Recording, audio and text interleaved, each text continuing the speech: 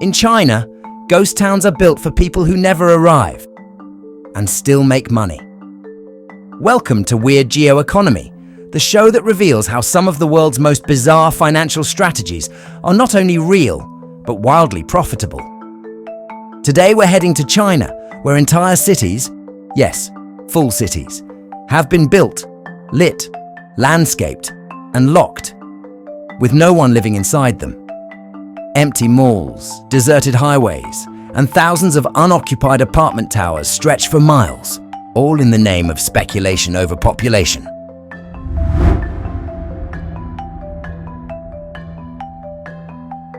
We're in Ordos Kangbashi, Tianducheng, and Zhengzhou's new district, among dozens of others across China. These places are not abandoned. They were never populated to begin with. Known as ghost cities, they're part of China's urbanization and property boom, and they stand as eerie, oversized monuments to a real estate model driven by investment, not need. Some ghost cities feature replica European towns, including fake Parisian streets, Eiffel Towers, and Roman plazas, fully paved roads and traffic lights with no cars. Skyscrapers and office complexes completely empty except for janitorial staff. Shopping malls with no tenants, but with piped-in music playing to no one. From aerial photos, these places look like prosperous suburbs. On foot, they feel post-apocalyptic.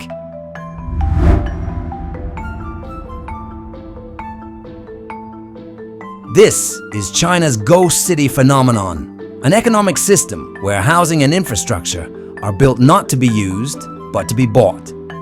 Here's how it works. China's local governments earn money by selling land use rights to developers. Developers borrow money and build massive residential blocks, even if no one is there to buy or rent. Units are bought off-plan by middle-class investors, not to live in, but to hold as assets, betting that prices will rise. The result is entire cities of purchased but unoccupied homes, generating tax revenue, construction jobs, and investment returns despite being empty. At its peak, China was building 15 million new homes per year, more than the number of households being formed. And much of this overbuilding went to places without enough people, jobs, or demand to justify it. But that didn't matter, because for years, property values kept rising, and investors didn't care whether anyone ever moved in.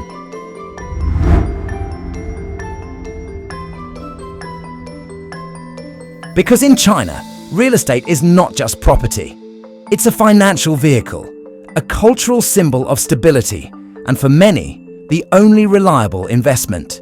Key drivers of this system: home ownership equals success. In Chinese culture, owning property is a core life goal, often a requirement for marriage or social standing. Limited investment options. With restrictions on capital outflows and volatile stock markets, real estate became the go-to investment. Government revenue. Local governments depend heavily on land sales, encouraging overbuilding to sustain GDP growth and employment. Urbanization push. China planned to move hundreds of millions into new cities, but the infrastructure often came before the people. The bizarre part? Even if the buildings are empty, their economic role is real. They generate jobs, loans, taxes, and investment portfolios. In this model, a city without people can still fuel an economy full of hope, debt, and projections.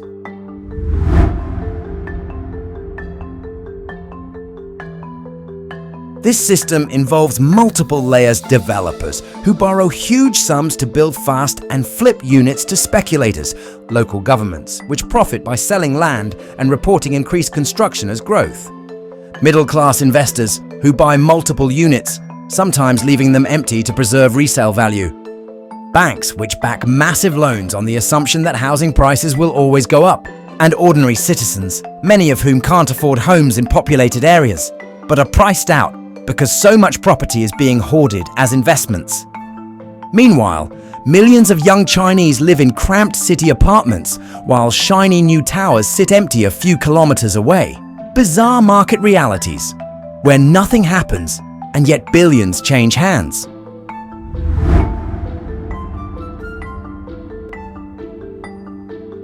Some ghost cities have fully functioning schools and government offices, with staff showing up to empty buildings every day, just to maintain the illusion of development.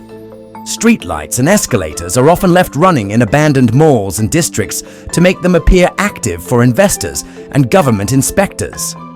Investors often intentionally keep units empty, fearing that renters would lower resale value, creating a surreal market where occupancy is a liability, not a goal.